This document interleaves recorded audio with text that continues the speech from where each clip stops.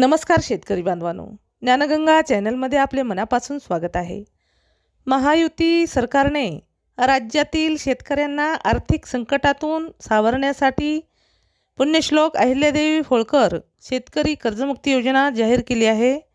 या योजनेतील दुसरा हप्ता मुख्यमंत्री देवेंद्र फडणवीस यांच्या उपस्थितीत वितरित करण्यात आला।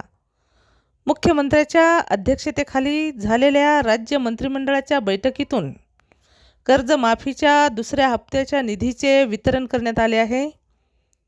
दुसऱ्या टप्प्यात 5086 कोटी रुपये वर्ग करत 6 लाखाहून अधिक शेतकऱ्यांना कर्जमुक्तीचा लाभ देण्यात आला आहे।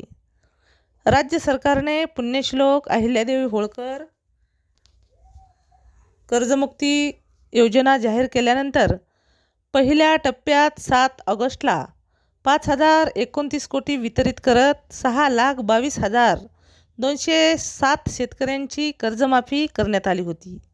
आज दुसऱ्या टप्प्यात 6,36,036 पात्र शेतकऱ्यांना 5086 कोटीच्या कर्जमुक्तीचा लाभ देण्यात आला आहे।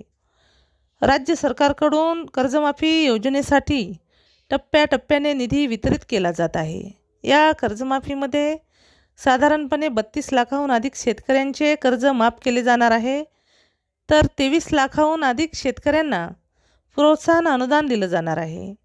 पुण्यश्लोक अहिल्यादेवी होळकर शेतकरी कर्जमुक्ती योजनेचा लाभ 56 लाख शेतकऱ्यांना होणे अपेक्षित आहे।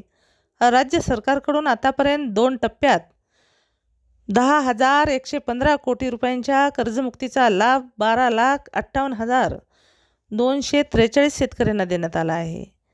कर्जमाफीतील पात्र शेतकऱ्यांना लाभ वितरणाची प्रक्रिया सुरू असून लाभार्थीची संख्या सातत्याने अद्ययावत होत असल्याची माहिती देण्यात आली आहे।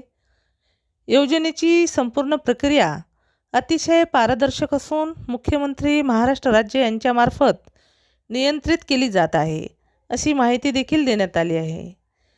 जर शेतीविषयी अशीच तुम्हाला नवीन माहिती जाणून घ्यायची असेल तर आमच्या चॅनलला सबस्क्राईब करा।